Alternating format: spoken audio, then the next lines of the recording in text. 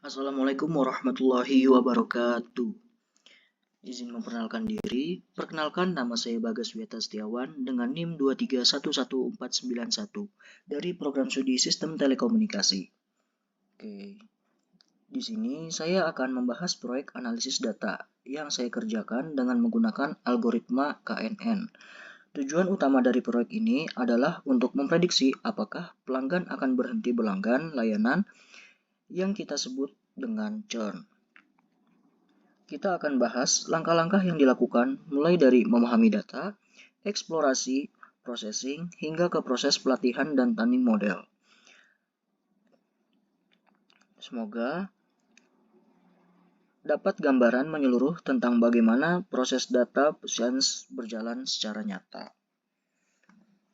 Oke, selanjutnya apa itu churn? Churn adalah istilah yang digunakan untuk menggambarkan pelanggan yang berhenti menggunakan layanan atau produk sebuah perusahaan dalam periode tertentu.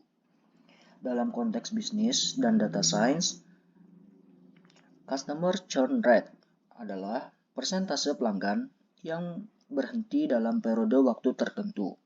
Perusahaan ingin meminimalkan churn karena mendapatkan pelanggan baru lebih mahal daripada mempertahankan pelanggan lama. Kenapa penting memprediksi churn membantu perusahaan? Yaitu yang pertama ada mengetahui siapa yang berisiko akan berhenti. Yang kedua, mengambil tindakan preventif seperti memberi diskon, penawaran khusus, atau layanan ekstra. Selanjutnya, dataset dan tujuan.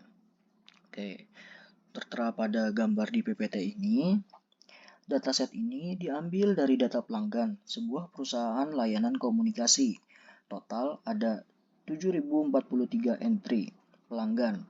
Dari setiap pelanggan punya informasi seperti jenis layanan yang mereka gunakan, apakah mereka punya pasangan, apakah punya tanggungan, dan informasi pembayaran. Target prediksinya adalah kolom churn yang berisi dua kemungkinan. Yes, yang artinya pelanggan tersebut berhenti berlanggan, sedangkan no, yang artinya tetap lanjut. Tujuan dari analisis ini adalah agar perusahaan bisa tahu karakteristik pelanggan yang cenderung berhenti, lalu bisa mengambil langkah pencegahannya. Selanjutnya, pemahaman data. Di tahap ini, saya menggunakan df.info yang tertera pada gambar di PPT ini, yaitu df.info sendiri untuk mengecek struktur data, jenis data tiap kolom, apakah ada data yang kosong, dan berapa jumlah total dari barisnya. Kita juga lihat statistik dasar dari kolom numerik seperti tenur, monthly charge, dan total charge. Salah satu hal menarik adalah kolom total charge. Awalnya berupa teks, padahal seharusnya angka. Oke, ini akan kita tangani nanti di pre-processing. Dan bagusnya, semua kolom terisi penuh, tidak ada missing value. Jadi, kita tidak perlu mengisi data secara manual. Selanjutnya, distribusi data. Dari histogram kolom tenur, dapat dilihat mayoritas pelanggan hanya bertahan kurang dari 20 bulan. Sedangkan pada monthly charge, pelanggan tersebar lebih merata, namun ada sebagian yang membayar cukup tinggi.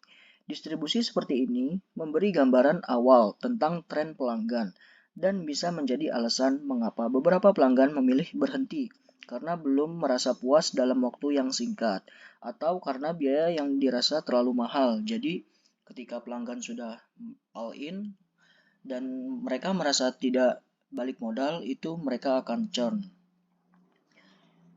Selanjutnya, deteksi outlier. Outlier itu penting karena bisa memengaruhi model secara signifikan, terutama di algoritma KNN yang berbasis jarak. Di box plot, kita lihat ada pelanggan yang membayar sangat tinggi per bulan. Jika itu hanya sebagian kecil dari data, model bisa jadi bias terhadap mereka. Untuk kolom senior citizen, sebenarnya hanya ada dua nilai, 0 atau 1, tapi kita tetap plot untuk melihat distribusinya. Selanjutnya, target balance, yaitu Pie chart ini menunjukkan bahwa pelanggan yang churn sekitar 26,5%, sedangkan sisanya tidak. Ini artinya data kita tidak seimbang. Dalam kondisi yang seperti ini, model bisa saja bermain aman dengan selalu memprediksi tidak churn agar aman dan tetap dapat akurasi tinggi, tapi prediksinya tidak bermanfaat, jadi atau tidak berguna. Maka dari itu, saat training nanti kita perlu memperhatikan metrik lain seperti recall atau precision, khususnya untuk kelas churn. Selanjutnya, korelasi fitur and churn. Saya melakukan analisis untuk fitur-fitur yang punya sedikit nilai unik, seperti contract, online backup, payment method, dan lain-lain. Hasil visualisasi menunjukkan bahwa pelanggan dengan kontrak bulanan atau month-to-month punya tingkat churn yang jauh lebih tinggi dibandingkan kontrak tahunan. Ini logis. Mengapa? Karena kontrak jangka panjang biasanya mengikat pelanggan untuk tetap berlanggan. Sementara kontrak bulanan itu fleksibel untuk bisa berhenti kapan saja. Fitur-fitur seperti keamanan internet juga terlihat berpengaruh, yang menunjukkan bahwa layanan tambahan bisa meningkatkan loyalitas pelanggan. Selanjutnya, pre-processing. Nah, pada tahap ini cukup teknis. Mengapa? Karena beberapa kolom seperti total charge awalnya bertipe teks, jadi saya ubah ke float. Untuk nilai-nilai seperti no internet service, saya ubah menjadi no agar lebih konsisten saat melakukan encoding nanti. Saya juga drop kolom customer ID karena itu hanya ID saja, ID unik untuk dan tidak berpengaruh ke perilaku pelanggannya. Jadi kurang lebihnya tidak terlalu penting. Terakhir, semua kolom kategorikal saya ubah ke bentuk numerik menggunakan label encoder agar bisa diproses oleh model machine learning. Selanjutnya, insight dari data. Scatter plot ini sangat menarik. Mengapa? Karena setiap titik adalah pelanggan, dengan sumbu Y adalah lama berlanggan dan sumbu Y adalah biaya per bulannya. Titik merah adalah pelanggan yang churn, dan titik biru sebaliknya, yaitu yang tidak churn. Terlihat jelas di sini bahwa banyak pelanggan yang churn, itu baru berlangganan sebentar dan membayar cukup mahal. Ini memberi insight. Mungkin pelanggan tersebut belum melihat value dari layanan dan merasa rugi.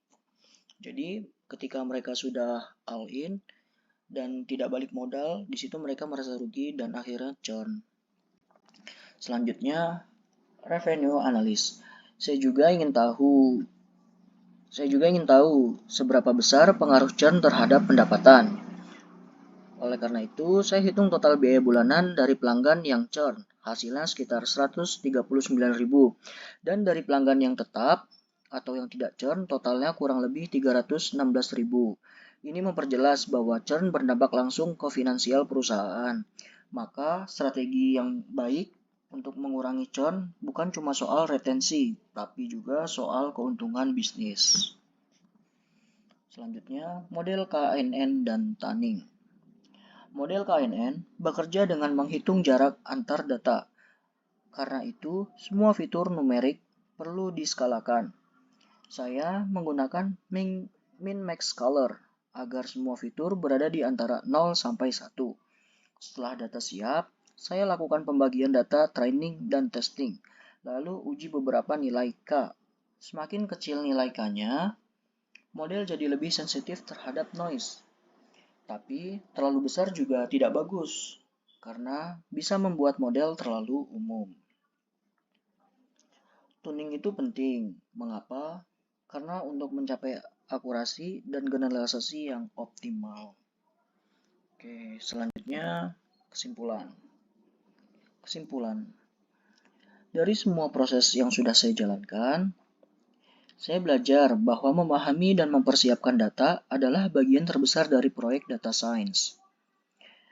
Insight penting yang saya temukan adalah churn sering terjadi pada pelanggan dengan biaya tinggi dan masa langganan yang pendek. Model KNN bisa digunakan, tetapi kedepannya saya akan mencoba Bandingkan dengan model lain seperti Random Forest atau XGBoost. Strategi bisnis yang bisa diambil yaitu membuat program loyalitas untuk pelanggan baru dan mengurangi churn lewat penawaran khusus. Sekian presentasi dari saya. Mohon maaf bila ada salah kata. Terima kasih. Wassalamualaikum warahmatullahi wabarakatuh.